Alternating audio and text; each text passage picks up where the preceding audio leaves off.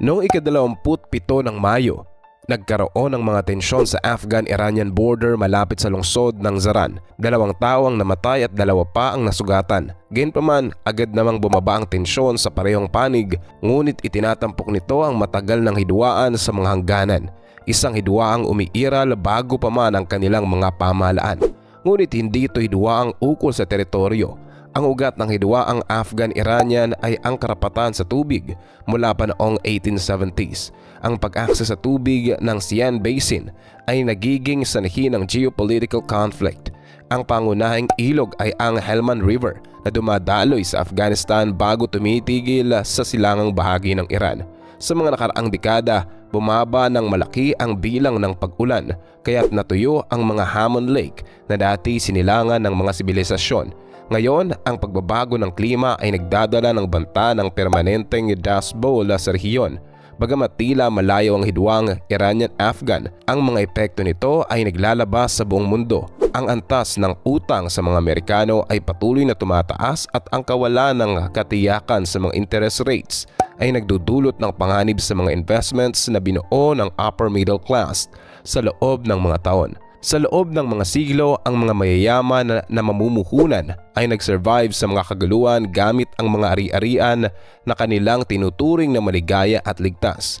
Dahil sa bihirang pag-ulan at pagtunaw ng yelo, mahalagang issue para sa Afghanistan ang pamamahala sa mga limitadong likas na yaman na ito.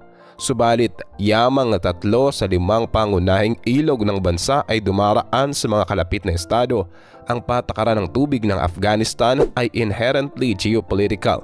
Sa lahat ng mga ilog sa rehiyon, ang pinakamahalaga ay ang Helmand na dumadaloy sa Afghanistan bago magwakas sa mga Hammond wetlands sa Iranian border. Sa loob ng nakaraang 5 milenyo, ang mga wetlands na ito ay nagsilbing pugad ng sibilisasyon at ito ay patunay sa sinaunang literatura at relihiyosong teksto ng Zoroastrianism. Ang pinakamalapit na bagay sa isang pinagsasaligang kasunduan ay ang 1973 Helmand Water Treaty na nagpapabilang bilang pundasyon ng bilateral na patakaran ng tubig. Sa ilalim ng kasunduang ito, maaaring ang Iran na kunin ang 22 cubic meter ng tubig bawat segundo mula sa ilog. May opsyon pa na bumili ng karagdagang 4 na cubic meter bawat segundo sa mga taong may normal na kantidad ng ulan. Ito ay katumbas ng humigit kumulang 820 milyong cubic meter ng tubig bawat taon. Subalit dahil hindi ito naging ganap na naaprubahan, ang pagpapatupad ay nakasalalay sa mabuting intensyon. Ngunit ito ay hindi sapat gaya rin ng kakaunti ng supply ng tubig. Hindi rin nakatulong ang mga hidwaan sa politika sa parehong mga estado na mga nakasignatoryo ng kasunduan. Ang mga pangyayaring tulad ng 1973 Afghan coup, 1979 Iranian Revolution, Soviet-Afghan War, ang US-led Afghan occupation at ang pag-usbong at muling pag-usbong ng Taliban ay nagdadagdag lamang ng mga hadlang. Bilang isang resulta, ang pangmatagalang planong infrastruktura ay nagpatuloy ng paminsang pag-usad at pag-urong. At sa kasalukuyan, ang karamihan sa infrastrukturang pantubig ng Afghanistan ay binubuo ng mga lumang proyekto na karamihan ay natapos noong dekada 1950 ng mga American engineering firms. Kasama dito ang 44 na metrong mataas na A.R. Gandab Dam sa hilaga ng Kahara at Kajaki Dam, 115 kilometers mula sa Lashara. Layunin ng mga dam na ito na mapabuti ang kontrol sa pag-iral, pag-iwas sa baha at magbigay ng hydroelectricity upang mapabuti ang kalakalang enerhiya at pagiging self-sufficient sa kuryente ng Afghanistan. Ngunit ito ay itinayo ng walang maayos na pagsasaliksik sa lupa at topografiya, at sa paglipas ng panahon, ito ay nagdulot ng pagkasalin ng tubig sa ibaba at pinsalang idinulot sa ecosystem ng Hammond Lakes upang hindi matitinag ang kanilang pagsasaliksik. Noong 1983, nagtatagpo sila ng hindi magandang plano. Ang Iranian Fisheries Company ay nag-introduce ng mga dayuhang uri ng isda sa Hammond Lakes na nagdulot ng malalaking pinsala dahil sa mga invasibong uri ng isda na kumain ng mga tambo ng lawa.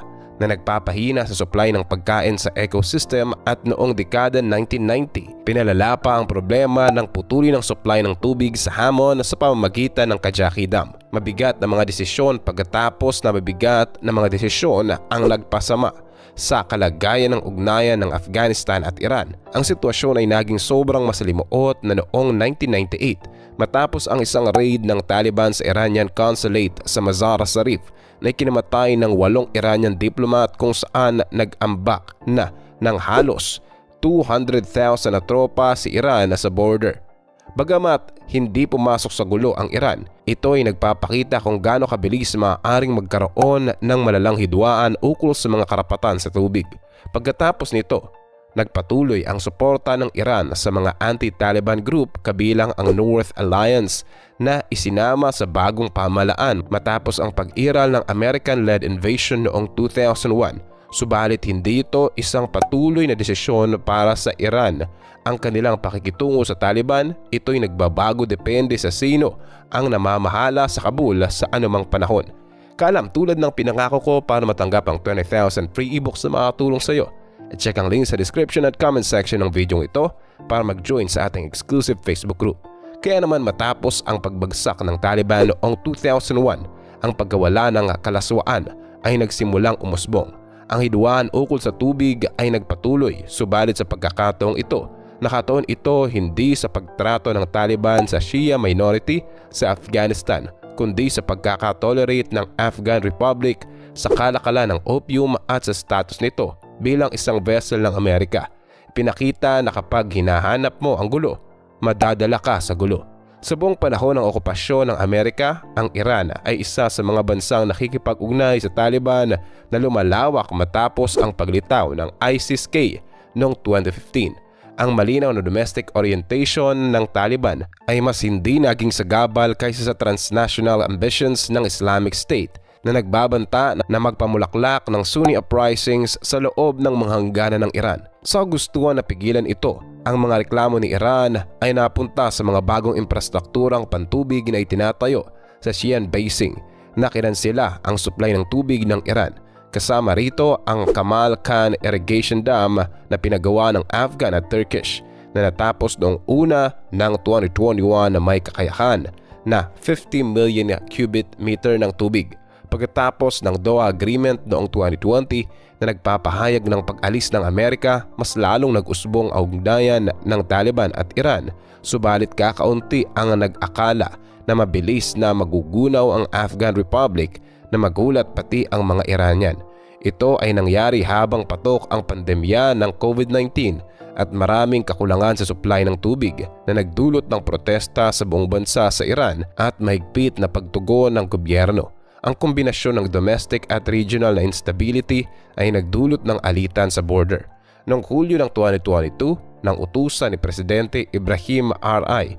ang kanyang gabinete na hikayatin ang Kabul na ibigay ang mga malalaking bahagi ng tubig, nagtugma ito sa ikalatag ng pangalawang yugto ng Kajaki Dam na nagbanta na isara ang karagtagang 1 billion cubic meter ng tubig at ilagay ang seguridad ng Iran sa tubig sa mas malubha pang panganib. Sa halos parehong panahon, nadagdagan ang tensyon dahil sa bagong influx ng mga refugee mula sa Afghanistan na nag-udyok sa mga pangmatagalang alalahanin ng Iran ukol sa separatismo sa kanilang southeastern Sian at Balochistan provinces mula pa noong 2007. Pinagbabawalan na ni Iran ang mga Afghan refugee na magsettle doon, lalo na dahil sa mga pangamba ukol sa status ng rehiyon bilang isang Sunni-dominated, marginalized at kulang sa tubig na borderland na isang perpektong pampalakas para sa isang kilusang separatista. Gayunpaman, may mga bagay na pareho silang interesado sa pagsasamahan kahit na tumaas ang pagtatanim ng poppy sa ilalim ng itinatag ng Amerika na Afghan Republic. Muling naalis ng Taliban ang kalakalan pagtatapos ng amnesty noong 2022. Ang mahigpit na pagsasagawa ng mga hakbang kontra droga ay nagresulta sa pagbagsak ng produksyon ng opium ng 4/5 sa Helmand na stronghold ng Taliban na mas mataas pa ito sa 99%. Maraming mga magsasaka ang nag-shift sa pagtatanim ng trigo, ngunit habang nakatulong ito sa pag-alis ng kakulangan sa pagkain na isang estado na sumasailalim sa malupit na mga sanctions, nagdulot ito ng mas mababang kita sa mga pagkakataon na nagresulta sa mararahas na banggaan sa pagitan ng mga miyembro ng Taliban at mga magsasaka. At gaya ng lahat ng uri ng prohibisyon, may mga unintended consequences ito. Ang pagtaas ng presyo ay nagbibigay ng malalaking oportunidad sa mga bootleggers na tapang na sumalungat sa mga utos ng Taliban. Sa pamamagitan ng pagtulong sa Taliban, maaaring mapigilan ang Tehran ang ilegal na kalakalan mula mismo sa pinagmumulan nito. Ito ay makakatulong sa pag-alis ng pressure sa sariling pagsusumikap nito laban sa droga na sumusuko sa harap ng kahinaan ng kanilang 930 kilometers na border sa Afghanistan. Ang mga programang tulad nito ay magiging mas kritikal habang dumadating ang epekto ng pagbabago ng klima. Ang opium ay hindi lamang mas kumikita kaysa sa tradisyonal na agrikultura, kundi mas kaunti ang pangangailangan sa tubig, at ang anumang pagbagal sa pagpapatupad o impluwensya ng Taliban sa kamay ng ISIS-K o iba pa ay maaaring magdulot ng pagbalik ng mga poppy yield sa kanilang antas bago ito mabawasan.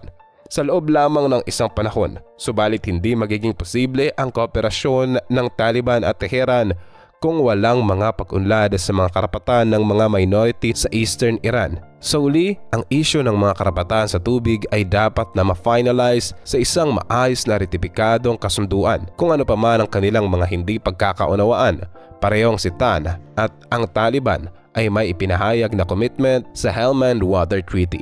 Bagaman walang na-ratify na kasunduan, malinaw na nasa kamay ng Afghanistan ang mas malakas na posisyon sa mga negosasyon. Ang mga kamakailang tensyon ay hindi kikwestiyonin ang legal ng kasunduan, kundi kung obligado ang Afghanistan na bigyan ng Iran ng karagdagang tubig sa panahon ng tagtuyot. Ngunit bagaman maaari ang isang maitim na interpretasyon ng kasunduan na pabor sa Afghanistan, ang Taliban ay isang hindi kinikilalang pamahalaan, isang bagay na nililinaw ng Tran. Gayunpaman nananatili ang Taliban bilang de facto sovereign authority sa Afghanistan sa kabila ng legal na teknikalidad, kaya naman maaaring mapilit ang Iran na kilalanin ang Taliban marahil sa kondisyon na magbigay ito ng mas malalim na proteksyon sa mga ethnic religion nito sa loob ng Afghanistan. Ito ay magbubukas ng mga resolusyon sa hidwaan ang available sa ilalim ng Helmand River Treaty, kabilang ang Article 4 at karagdagang protocol 2 na nagbibigay ng mga detalyadong hakbang para malutas ang mga hindi pagkakaunawaan. Una sa pamamagitan ng diplomatic channels, pagkatapos ay sa pamamagitan ng third-party arbitration, at pagkatapos sa pamamagitan ng isang independent fact-finding process na isasagawa ng isang tribunal. Ngunit maaaring maging mahirap ito dahil kakailanganin nito ang malalim na pagsang-ayon mula sa Taliban. Ito ay mangangailangan din ng isang mediator na may kakayahan na magkaroon ng tiwala ng parehong panig. Anuman ang mangyari, ang pagresolba ng hidwaan ay nasa mutual na interes ng parehong panig. Kinakailangan ito ng mga shared security issues at higit pa rito, parehong panig ay hindi makakaya ang pagkakaroon ng mga bagong kaaway. Malalim ang mga pagkakaiba sa kanilang rehiyon, kultura, ngunit sa diplomacy, kinakailangan lamang ang magkaunawaan at hindi lubos na pagkakasunduan. Kalam, anong masasabi mo sa ating nakamamangang topic ngayon? Anong masasabi mo sa kaguluhang ito ng Iraq at Afghanistan? Antayin kong sagot mo sa comment section. Huwag mong kalimutang i-like ang ating video at mag-subscribe ka na rin sa ating channel. At siguraduhin na panoorin ang next videos na siguradong magugustuhan mo. Ito ang inyong kalam na nagsasabing, knowledge has a beginning, but no end.